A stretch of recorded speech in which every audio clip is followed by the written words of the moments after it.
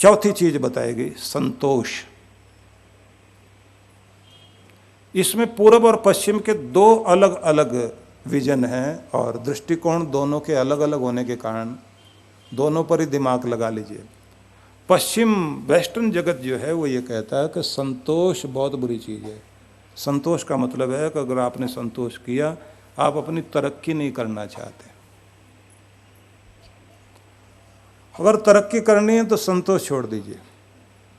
आपको किसी भी हाल में कुछ भी मिल जाए वहाँ टिकना नहीं, और आगे और आगे और आगे की बात सोचो।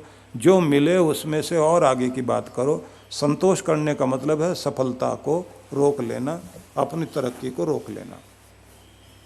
ये विदेशी भाषा में इस बात को कहा जाता है।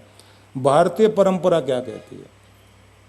भारतीय परंपरा ये कहती है कि जो तुम्हें मिल गया वो भगवान का प्रसाद, उसका तो थैंक्स करो, उसका तो धन्यवाद करो, उसमें संतुष्ट होकर उस खुशी को तो मनाओ, और आगे बढ़ने का जो रास्ता दिखाई देता हो रुकना नहीं, बढ़ो जरूर, लेकिन आगे बढ़ने के चक्कर में आज की खुशी मनाना मत भूल जाना। इसका नाम है संतोष। हम लोगों ने इसको भी कुछ गलत ढंग से ले लिया। हम लोगों ने ये ले लिया मजबूरी का नाम सब्र करना है। कुछ नहीं कर पाते, चलो सब्र कर लो भाई, यही मिलना था, किस्मत ने यही देना था। और फिर एक पंक्ति लोग बोला करते हैं, ज़्यादातर लोगों ने लिख लिख के भी लगा रखी है, लोगों के घरों में भी पर्चे बांट देते हैं, जिसमें लिखा होता है भाग्य से ज़्यादा समय से पहले न कभी किसी को मिला न कभी किसी को मिलेगा। ये ऐसा फ्रेम है, ऐसा फर्मा है, इसमें अपनी मजबूरियों को ढकने के लिए हमारे पास बहुत बढ़िया तरीका मिल जाता है। टाइम से पहले मिलने वाला नहीं है तो इसलिए मिला ही नहीं, और किस्मत से ज़्यादा मिलता ही नहीं, अपने किस्मत में इतना ही था, सब्र करो, चैन से बैठो। जो ऐसा सोचने वाले लोग हैं वो कभी तरक्की नहीं कर पाते ज़िंदगी में। वो अपनी खामियां, अपनी कमियां दूर नहीं कर पाते। मुझे अगर इतना मिला है, मैं पीछे रह गया हूं, तो कोई ना कोई वजह है, मुझे अपने अंदर और निखार लाना चाहिए और बेहतर कुछ करना चाहिए। अगर वही आप करते रहे जो अब तक करते रहे हैं तो वही रिजल्ट मिलता रहेगा जो अब तक मिला है आपको। अगर बेहतर रिजल्ट चाहते हैं तो अपने अंदर, अपने काम में, अपनी सोच में चेंज लाइए और बेहतर करने की चेष्टा करिए, तो रिजल्ट बेहतर आएगा जरूर। भाग्य के भरोसे बैठकर कोई आदमी आगे नहीं जा सकता, इस बात को जरूर याद रख लीजिए। इसलिए यूरोप, अमेरिका आज तरक्की कर रहे हैं। भौतिक क्षेत्रों में उन लोगों ने बहुत तरक्की की है, और हम लोगों ने फर में कस रखे हैं अपने आप को उठा के। उसमें किसी की मौत भी हो जाती, लोग क्या बोल देते हैं, लिखी थी इसकी ऐसे, इसलिए बेचारे की हो गई, मौत हुई, खींच के ले गई, हो गया जी, अब किसको दोष दोगे? ये तो किस्मत की बात थी। अगर ऐसे सोचोगे तो आप कभी भी ना तो अपने चीज़ों में सुधार करोगे, ना आपकी ट्रैफिक व्यवस्था में सुधार होगा, किसी भी चीज़ में सुधार हो ही नहीं सकता। बस इतना कह दीजिए लिखा था जी। कहाँ लिखा था? लिखा था ऊपर वाले ने। पेड़ से लटक के मरना था या जो है ना पंखे से लटक के मरना था। अब पहले टाइम में तो जो है जब ये ग्रंथ लिखे गए थे तब तो पंखा भी नहीं होता था। अब नए ढंग से लिखा होगा, कोई चीज़ गोल घूमने वाली चक्रिका होगी, उस पर जो है उल्टा लटक करके आदमी गिरेगा, चोट लगेगी। ऐसा कुछ भी कहीं लिखा हुआ नहीं है, ना भगवान ऐसा माथे पे लिखता है। सबसे ज़्यादा दुर्घटनाएं सबसे पहले हवाई जहाज से हुआ करती थी। एक हवाई जहाज में 400-400 करोड़ रुपए लग जाते हैं उसको बना करके बेचने में, उसकी जो कीमत आती है मार्केट में। इतना पैसा जिसमें लगा है उसके लिए फिर उतना ही दिमाग लगाकर दुर्घटनाएं ना हो, इस पर दिमाग लगाया गया। अब आप देखते हैं कि बहुत कम दुर्घटना होती है। लेकिन दूसरे देशों में अगर आप देखें, जहाँ पर पहले मोटर वाहन की बहुत दुर्घटनाएं होती थी, अब वहाँ बहुत कम हो गई हैं। हमारे यहाँ जो है ज़्यादा हो रही हैं क्योंकि हमारी व्यवस्था में दोष है। जब जब आप व्यवस्था ठीक करेंगे, देखिए औसतन 40 वर्ष की उम्र थी पहले, अब अमेरिका, यूरोप में 73 साल की औसतन आयु आ गई है। उम्र बढ़ी है आदमी की, क्योंकि नियम ढूंढे गए हैं। यहाँ कोई भाग्य वाग्य तो साथ में नहीं जोड़ा गया। मैं इसलिए बार बार आपको कहता हूं क्योंकि बहुत लोग आपको भाग्य की बातें कर करके वो ये कहते हैं मैं तुम्हारा भाग्य ठीक कर दूंगा, मेरे पास आ जाओ, मैं किस्मत बना दूंगा, मुझे पैसे दे दो। फिर वो किराए के आदमी लेकर आते हैं। 15-20 लाख रुपए उन लोगों पर जो सीरियल में काम करते थे उन पर खर्च किया जाता है हर महीने। उन लोगों को लेकर हवाई जहाज से लेकर आते हैं, उन्हें सामने खड़ा किया जाता है, वो फिर कहते हैं मेरा भाग्य ऐसे बना।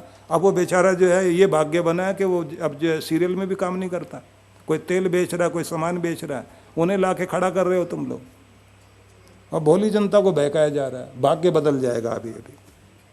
आपका भाग्य आप ही बदल सकते हो अगर आप अपनी बुद्धि ठीक रखो, अपना कर्म ठीक रखो, और भगवान की कृपा से बढ़कर दुनिया में कृपा किसी की होती नहीं, भगवान से बढ़कर दुनिया में शक्ति कोई होती नहीं। लेकिन ये खरी खरी कहेगा कौन? और आदमी दुख का मारा होता है, उसे तो एक बार कोई कह दे भाई मैं तुम्हारा भाग्य बदल सकता हूं, तो आदमी सोचता है चलो पैसे लगा के देख लेते हैं, हो सकता है बदल ही जाए। ये किसी दुखी आदमी का, जैसे आप देखते हैं ना कि किसी की पत्नी के पास बैठ के कोई उसके पति के मरने के बारे में बात करने लग जाए, पत्नी भी सुनना नहीं चाहेगी, लेकिन जीवन बीमा वाले बैठ करके सुनाते हैं। इंश्योरेंस वाले बताते हैं ना सुरक्षा के लिए करना चाहिए, देखिए कुछ हो जाए तो बीमा कर लेना चाहिए। अच्छे ढंग से समझाते हैं, बताते तो यही हैं। और आदमी को खुद ही कहे तुम मर जाओ, तुम्हारे मरने के बाद ये हो जाए, और बहुत तरीके से इंश्योरेंस वाला ऐसा समझाता है। आदमी कहता है ठीक है बीमा करा ही लेते हैं, हमारे बाद में बच्चों का कुछ गलत ना हो जाए। तो समझाने वाला तो ऐसे भी समझा देता है, तो उसके बाद इंश्योरेंस कराते हैं ना लोग। दुनिया भर में डरा डरा करके काम करने वाले बहुत लोग हैं, लेकिन इंश्योरेंस वाले फिर भी बुरा नहीं कर रहे, अच्छा कर रहे हैं। लेकिन वे लोग जो डरा करके आपसे पैसे ले रहे हैं और धर्म के नाम पर ले रहे हैं, इससे बड़ा गुनाह दुनिया में कोई नहीं हो सकता। इससे हमें बचना चाहिए। लोगों को वो विधि बताई जाए, वो तरीके बताए जाएं जिनको अपनाने के बाद अगर वो थोड़ी कोशिश करें उनकी किस्मत बदल सकती है। अगर वो चीज़ समझाई जाए तो कल्याण हो सकता है। तो मैं ये कहना चाहता हूँ संतोष करो, लेकिन संतोष का मतलब ये नहीं है कि आप कर्म छोड़ दो। संतोष का मतलब ये नहीं है कि आप अपनी तरक्की के बारे में नहीं सोचो। एक बहुत बड़े चिंतक हुए हैं, फिलोसफर थे, अरिस्टोटल, अरस्तु, सिकंदर के गुरु। उन्होंने सिकंदर को 5 बातें कही थी जब वो विश्व विजय के लिए गया। उनमें एक पंक्ति ये भी थी कि आज की उपलब्धि में संतोष करो।